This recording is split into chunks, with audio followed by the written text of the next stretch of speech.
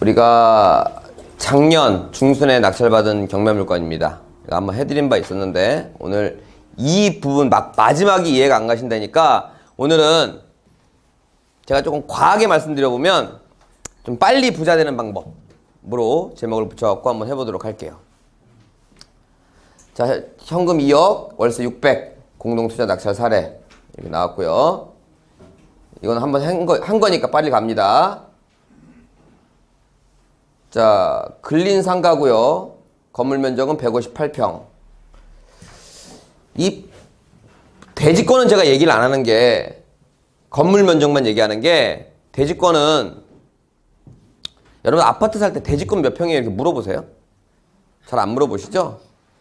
이 대지권이 신축에는 여러분들 관심사가 아니죠. 임대를 놓을 때도 대지권이 중요한 게 아니고 이제 건물 면적이 중요할 겁니다. 임대를 얻을 때나 놓을 때나. 근데 이거는 언제 중요하냐? 이 건물이 이제 50년 됐어요. 그래서 재건축이나 재개발 이런 게 있어요. 그럼 또 이걸 안 본다? 이걸 보지. 여러분들은 종합적으로 다 보세요. 이 정도 면적이면 꽤 큰 건데 이거는 이미 재건축이 된 건물이기 때문에 이 대지권은 안 하겠습니다. 158평짜리를 이제 12억 8천에 받았고 누구 외 19명이 입찰을 했어요. 낙찰을 받았죠.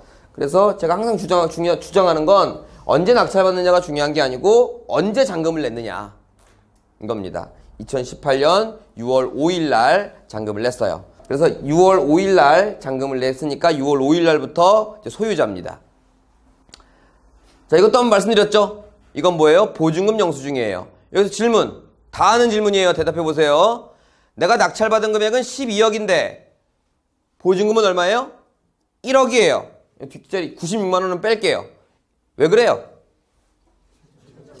그렇죠. 입찰가액의 10%가 아닌 최저가액의 10%가 보증금이기에 최저가 보니까 1억 960만 원이네요. 그죠? 그러니까 1억 96만 원이 딱 맞아 떨어지죠? 이렇게 영수증이 발행이 됩니다. 자, 그리고 매각대금 완납증명은 이건 이제 잔금을 냈다는 얘기고 누구의 19명 12억 8,800 그리고 중요한 건 계속 말씀드리지만 6월 5일 날 소유자가 됐다. 6월 5일 날 잔금을 냈기에 경매는 매매와 다르게 잔금일이 소유권 이전일이다. 자, 이거 갖고 등기하시는 겁니다.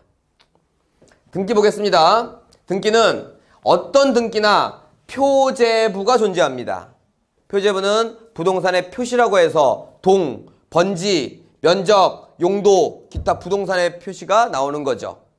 어떤 등기는 다 있겠죠. 넘겨 볼게요. 그 다음에 갑구가 나옵니다.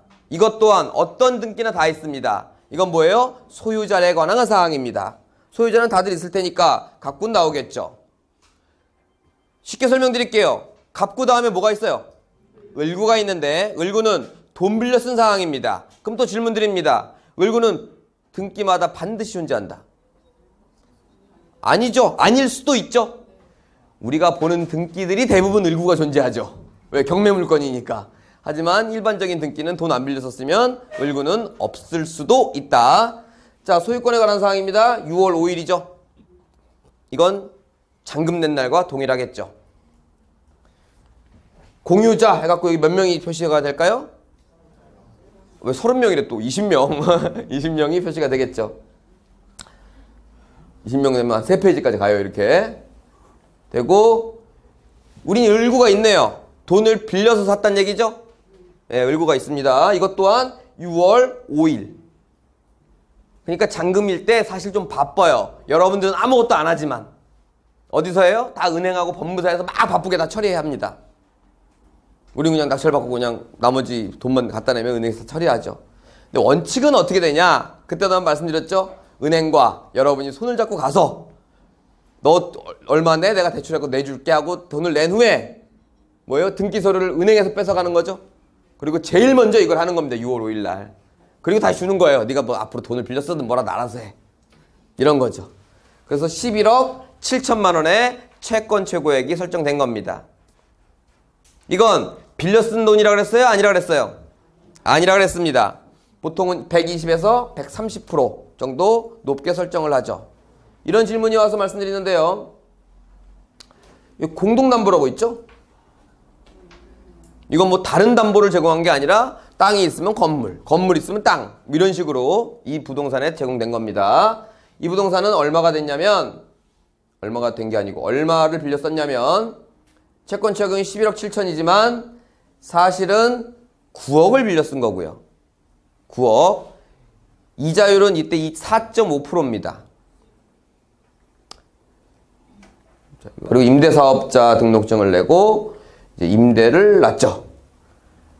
자, 9억에 4.5%면 한 달에 한 330만 원 정도 이자가 나가는 거예요. 330만 원. 자, 보증금은 1억 7,500만 원. 차임은 930만 원입니다. 여기서도 중요한 건 6월 5일 날 계약을 했죠.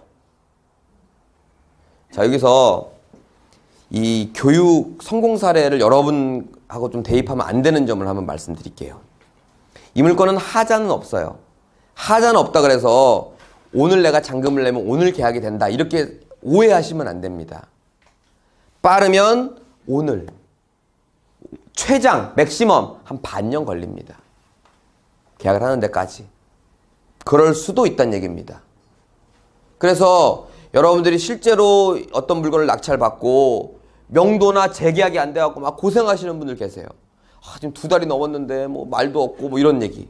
그건 고민하실 일이 아니에요. 왜 고민해 그걸? 그건 늘상 있는 일이라고. 그러면 그 물건을 미리 예측할 수 있느냐? 예측 못합니다. 그 사람이 어떤 사람이 거기 깔고 왔느냐에 따라서 아, 낙찰자만 오면 빨리 계약해야지 이런 사람이 있을 수도 있고 어떻게 배 한번 째라 그래갖고 뭐 이사비용이나 이럴 사람도 있을 수도 있습니다. 그래서 그건 경매의 권리 분석과 전혀 관련이 없어요. 무슨 얘기인지 아시겠죠? 근데 우리는 왜 이렇게 빨리 처리하느냐? 우린 이런 제일 다루기 어려운 사람들이 크게 두 부류가 있는데 첫째는 이 사람이 전문가야. 나름 이 점유자가. 또 두 번째 케이스는 뭐냐면 아예 몰라. 아예. 근데 저 같은 경우는 이제 그런 사람도 많이 만나고 저런 사람도 많이 만나보니까 그런 사람들과 협의하는 요령을 좀 알지만 10명 중 1명이 또 그렇지 않은 사람들도 있다는 얘기입니다. 협의가 잘 안 되는 사람도. 사고 내는 빨리 처리되는데 왜 난 안 되지? 이런 고민을 하시는 분들이 있는데 그건 내가 투자하고 돈을 버는데 큰 지장을 주는 게 아니에요. 내 기술이 없어갖고 학원에서 한 달 만에 했는데 누구는 3개월 걸리고 누구는 6개월 걸렸다. 이건 물론 그 기간 동안 임대를 못 받을 수는 있으나 이 부동산을 잘 샀냐 못 샀냐를 거기서 판단하고 스트레스 받으시는 분이 계시더라고. 그건 아닙니다. 단 이건 안 되겠죠. 낙찰을 받았는데 하자가 있어. 이건 잘못 산 겁니다. 하지만 잘 샀는데 그 사람이 내가 요령이 없든 그 사람이 뭐든 간에 뭐가 잘 안 돼갖고 기간이 조금 길어졌어. 그런 거 싫으면 그냥 오늘 낙찰 받자마자 그냥 강제집행 신청하세요. 오래 걸려야 3개월밖에 안 걸리니까. 근데 그거보다 좀 더 나으려고 만나는 거 아닙니까? 제가 이걸 왜 말씀드리냐면 여러분들 실제로 낙찰 받고 그거 갖고 스트레스 받으시는 분이 계셔서 그래요. 나는 투자해놓고 스트레스 받는 사람이 제일 안심해. 안 나가요? 안 나가. 그래. 그래서 한 달에 100만 원씩 까졌어. 근데 그 100만 원을 까진 걸 갖고 내가 손해를 봤다. 그럼 물건 자체를 잘못 산 거야. 무슨 얘기인지 아시겠죠? 내가 오늘 관리비를 한 달 더 내가 내주면 내가 손해를 봐. 그럼 물건을 잘못 산 거라고 그건. 따라서 이런 기간에 대한 거는 좀 여유롭게 갖고 가야 된다. 하지만 이 물건은 바로 계약했기 때문에 우린 뭐 그건 없었죠. 자, 그럼 바로 들어갑니다. 보증금은 1억 7,500, 월세는 930만 원에 계약했습니다. 자, 그러면 실투자금을 보면 낙찰가는 12억 8,800, 대출은 9억, 보증금은 1억 7,500입니다. 왜 마이너스 해놨습니까? 실제 투자된 금액을 뽑아보려고 하는 거죠.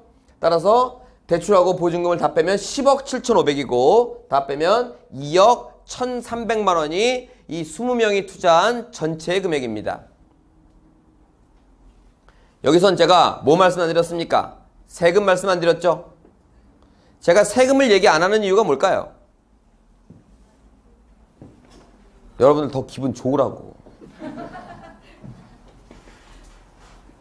자, 세금 그렇게 큰 부분은 아니에요. 제가 좀 이따 세금도 다룰 거예요. 제가 세금을 언급 안 하는, 어떤 물건이든 잘 세금을 언급 안 하는 두 가지 이유가 있는데요. 첫 번째, 진짜예요. 이건 진실을 말씀드리는 거야. 여러분 더 기분 좋으라고 말씀드리는 거예요. 여러분 1억 남겨줬는데 50% 양도세 떼간대. 그 말 잘 안 해, 내가.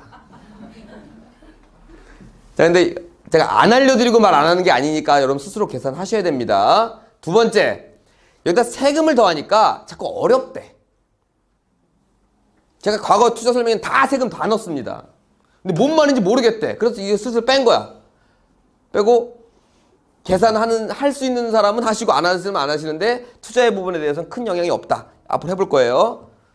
자, 넘어갑니다. 자, 그리고 우리가 실제로 받는 금액. 자, 대출이자 4.5% 337만 원이네요. 930에서 337만 원 빼니까 한 달 순수익이 593만 원이 되는 겁니다. 따라서 결론은 2억 1,300만 원 투자해서 한 달에 593만 원이 나오는 거죠. 그죠? 그래서 20명이 투자했으니까 1인당 투자 금액은 약 1,000만 원. 1인당 월 금액은 약 30만 원. 29만 6,500원. 이렇게 나오는 겁니다. 이 끝이에요. 자, 여기까지가 이해가 안 가는 건 아니실 거예요. 그 다음부터가 좀 이해가 안 가신다는 얘기를 들은 것 같아, 내가. 많이 들었어요. 자, 근데 여기서, 자, 이게 2억 넣어놓고 600만 원 나오는 구조의 상가입니다. 개인이 투자했다면. 공동으로 투자했다면 내가 1,000만 원 넣어놓고 30만 원 나오는 구조의 상가입니다. 이걸 표현해 드리고 싶은 거고, 이거는 월세 수익의 나름 성공 사례다 라고 말씀을 드리는 부분입니다.